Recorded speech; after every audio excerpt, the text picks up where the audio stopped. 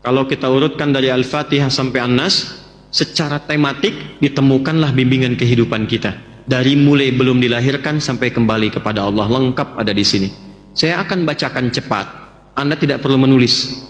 Karena ini direkam, nanti Anda bisa lihat dari rekamannya lagi. Contoh, saya agak cepat.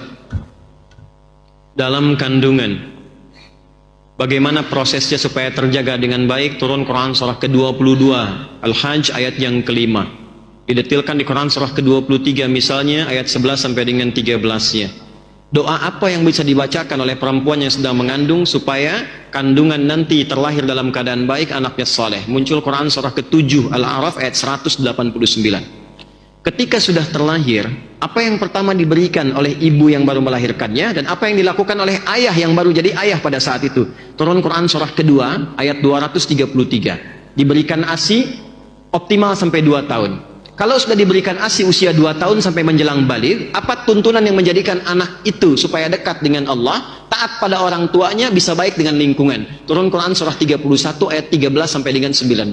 Dia mulai belajar bagaimana tipikal belajar yang ideal supaya ilmunya juga meningkat, pintar, imannya tetap terjaga kuat. Turun Quran surah ke-58 ayat yang ke-11. Dia telah mulai menyebar, makin tinggi tingkat belajarnya. Bagaimana cara belajarnya supaya cepat paham, mengerti, dan bisa berbakti untuk negerinya? Turun Quran surah 9 ayat 122. Muncul kedewasaannya, kenal dengan pasangan jenisnya, mulai tertarik. Apa yang dilakukan? Turun Quran surah keempat ayat keempat. Langsung lamar, berikan bagiannya. Langsung nikah. Bagaimana cara menikahnya? Quran surah 30 ayat ke-21.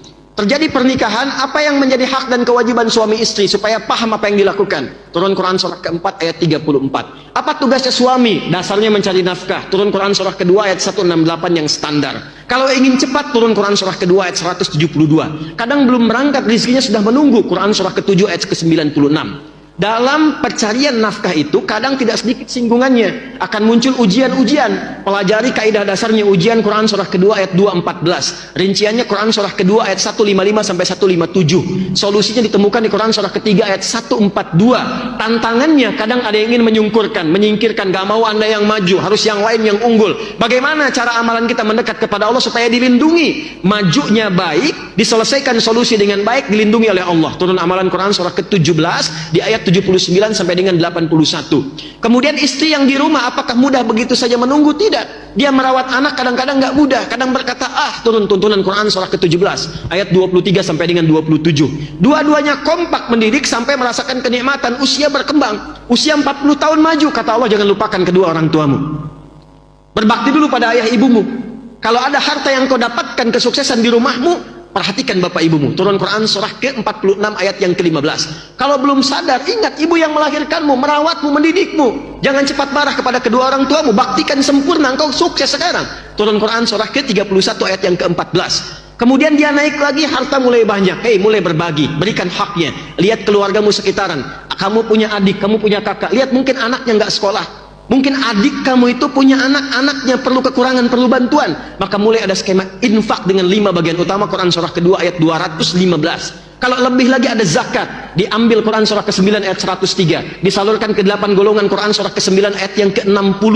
Anda naik lagi, semakin tinggi, semakin tinggi. Maaf, jangan dikira akan selamanya hidup di dunia. Pada akhirnya akan kembali seperti masa kecil ya. Quran surah ke-22 ayat yang ke-5. Kemudian setelah itu datang kematian, dimulai dengan maut. Quran surah ke-3 ayat 185. Yang bawa mautnya malakul maut. Quran surah ke-32 ayat yang ke-11. Cara ngambilnya kalau ingin tenang, Quran surah ke-89 ayat 27 sampai dengan ayat yang ke-30. Ketika meninggal itu masuk ke alam kubur, bagaimana suasana di kubur supaya kita bisa siap-siap? Quran surah ketiga ayat 169 sampai dengan 172. Ada lagi detailnya di Quran surah kedua ayat 153 sampai dengan 154. Lalu bagaimana menunggu di situ sampai kembali kepada Allah? Maka akan terjadi kiamat. Turun satu surah Quran ke-75 dengan namanya Al-Qiyamah. Maka di situ akan ada hisab. Saat dihisab itu ada penentuan, ada surga, ada neraka. Yang ingin ke surga dijelaskan dengan sempurna. Nih yang pengen surga Firdaus, Quran surah ke-23 di ayat 1 sampai dengan 9. Yang pengen di taman surga, Quran surah ke-51 amalannya ayat 15 sampai dengan ayat ke-23. Yang pengen surga standar, nggak apa-apa, yang penting masuk surga deh, enak juga di situ. Quran surah kedua ayat ke-25. Jangan macam-macam. Selain surga hanya ada neraka. Jangan sampai engkau nestapa. Bagaimana ancamannya supaya kita bisa hindari? Neraka yang paling ringan, dicelupkan sedikit, seharinya 1000 tahun, 1 detiknya 48 hari, langsung hangus, hancur semuanya. Turun Quran surah keempat ayat ke-56. Kalau dia orang-orang yang terakumulasi keburukannya, ingkar kepada Allah, munafik sifatnya, maka ditempatkan yang paling dasar di neraka jahanam. Turun Quran surah keempat ayat 140. Tapi kalau masih hidup dia ingin berubah, diturunkan risalah taubat, Quran surah keempat ayat 143. Dicintai oleh Allah, Quran surah kedua ayat 222, sampai dia pulang dalam keadaan husnul khatimah. Mana yang nggak ada? Ada semua. Kita itu makhluk teratur. Tentang jin diajarkan, turun surat jin, ya kan? Tentang malaikat disampaikan, hidupnya teratur, ada semua. Nah, dulu cara orang berinteraksi dengan Al-Quran, kata Abu Abdurrahman As-Sulami, tadi disampaikan hadisnya, mereka belajar Quran dengan Nabi itu dengan serius, pendekatannya yakin sebagai kurikulum hidup, bukan sekedar bacaan. Kalau cuma bacaan nanti sifatnya begini, simpan di rak-rak itu, dibaca nggak tuh? Dilihat, dilewatin, yang penting baca. Tapi kalau Anda menempatkan Quran